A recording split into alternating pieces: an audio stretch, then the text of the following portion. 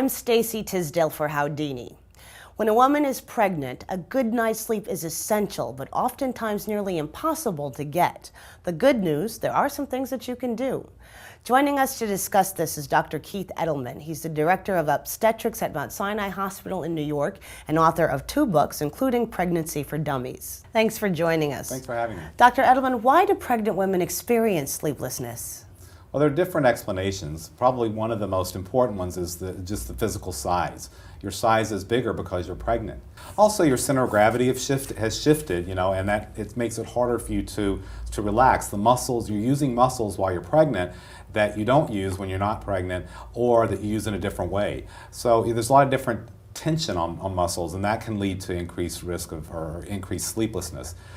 The other thing is there's some anthropological information to indicate that it's sort of an adaptive mechanism to try to help women get used to staying up when the baby's born so that they can feed the baby and take care of the baby. So there may be some anthropology at play there also.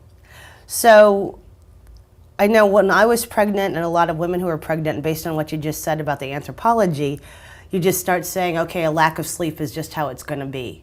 But what problems does a lack of sleep actually cause pregnant women?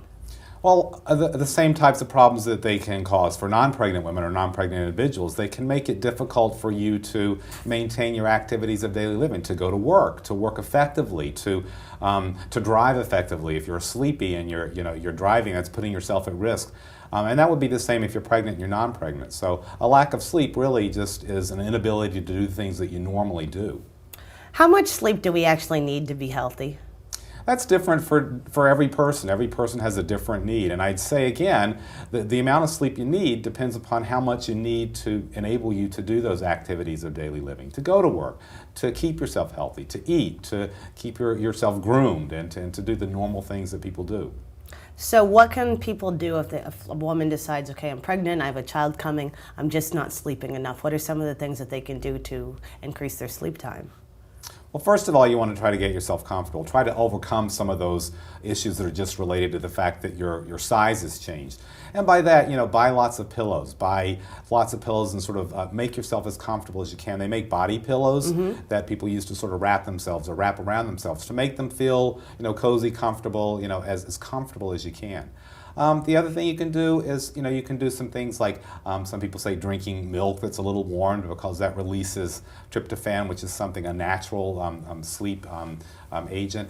Some people take things like Benadryl. They're over-the-counter medications. Benadryl is very safe for pregnant women.